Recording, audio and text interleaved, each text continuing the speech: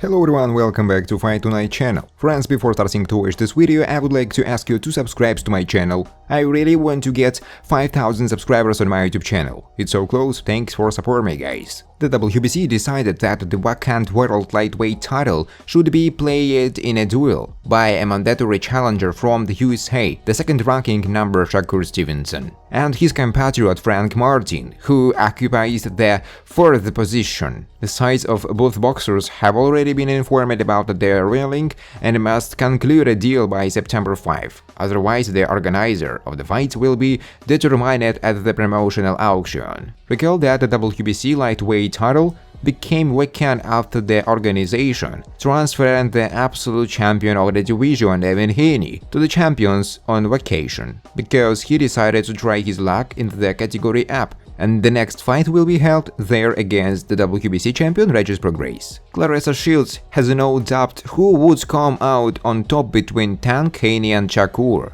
Devin Haney, Shakur Stevenson and Gervonta Davis are widely regarded as the three best lightweights in the world at present, with debate rife amongst fans over which over the Americans is the best fighter. Their countrywoman Claressa Shields has weighed in on the debate and has her colors firmly to the mast of one of the three. In a recent interview, Claressa Shields strongly backed Stevenson as the one who will emerge as a top dog. Shakur would come out on top. You can't say it's out of Shakur and Devin or out of Shakur and Tank. Devin and Shakur are great boxers, phenomenal boxers. But Tank is just knocking dudes out left, right and center. But let's be honest, in his fight these guys are only landing at 6% against Shakur, while he is landing at over 50%. When you are landing like that and dudes can't hit you back,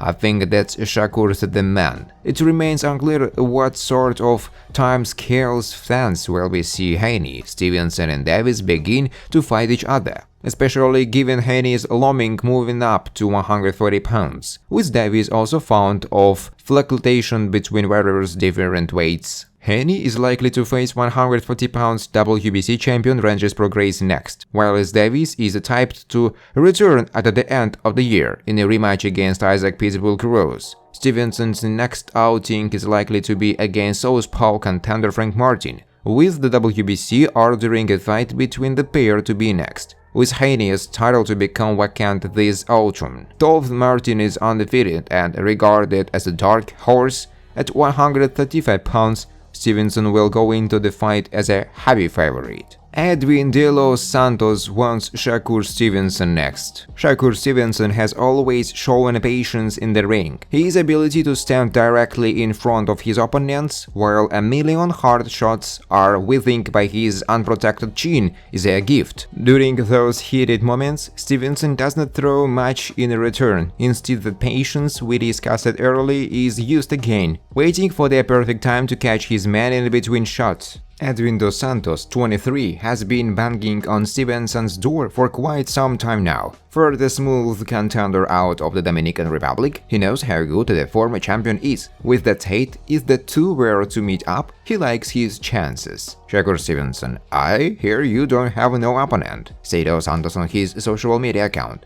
I want all the smoke. Canelo Alvarez confirms he is open to stunning Terence Crawford fight, while Gervonta Davis insists he was just joking. Canelo Alvarez has now confirmed that he could be tempted into a potential fight with Terence Crawford. The American undisputed welterweight world champion's name is on everybody's lips following his win over Errol Spence last month. Crawford is the undisputed WBA, WBC, IBF and WBO welterweight world champion. Canelo is the undisputed WBA, WBC, IBF and WBO super middleweight world champion. Gervonta Davis is one of boxing's biggest names and fights at lightweight. In the aftermath of that victory, Crawford has made it clear that he only wants mega fights moving forwards, as he is 35 years old, 36 next month, and admittedly approaching the end of his career. His primary target is undisputed super welterweight world champion Jermell Charlo. However, Charlo is already scheduled for his own legacy fight,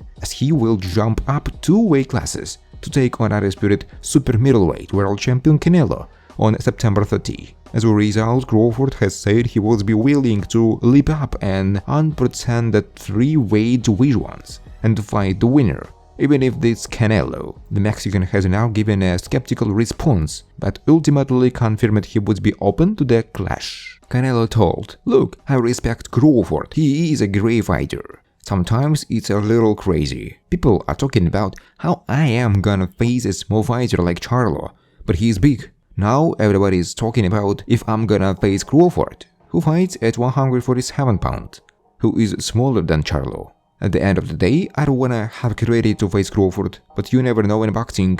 It's possible, why not? It's possible. If it makes sense, I'm down to do it. I don't care who is there. I'm always able to fight anybody." One fight that won't be happening anytime soon, though, is Crawford vs Gervonta Davis. Speaking a few months back, Davis joked on a Twitter space that he would be willing to jump up from lightweight and KO Crawford. Davis' comments were taken out of context and reported seriously by Soy, provoking a reply from Crawford, who welcomed the clash. Now, though, Davis has clarified, "Nah, it was just someone talking on some Twitter back and forth. I was joking around." But you know how people be.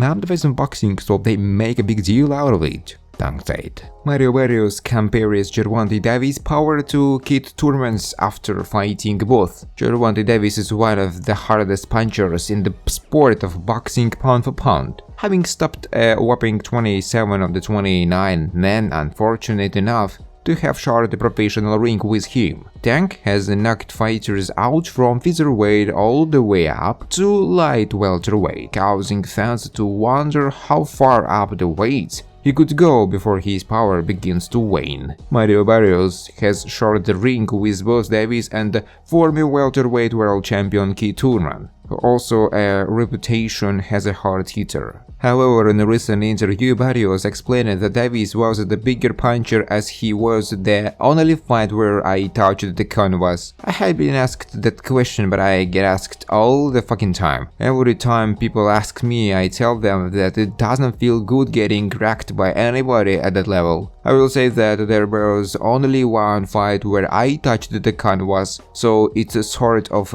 self-explanatory. Barrios returns to action in another big fight next month, when he will take on Yordenis Ugas for the WBC interim world welterweight title at the T-Mobile Arena in Las Vegas. As for Davis, he will be looking to get his career up and running after having momentum curtailed by a brief jail sentence at the beginning of the summer. A rematch with Isaac Rose, who took him the distance back in 2021, appears to be the frontrunner for the Baltimore Punchers' comeback fight. Gervonta Davis recalls awkward encounter with intoxicated Ryan Garcia after the fight. Gervonta Davis remembers when he shut down Ryan Garcia's friendship proposal after being asked twice. Thanks for watching, guys. If you like this video, please subscribe to my YouTube channel.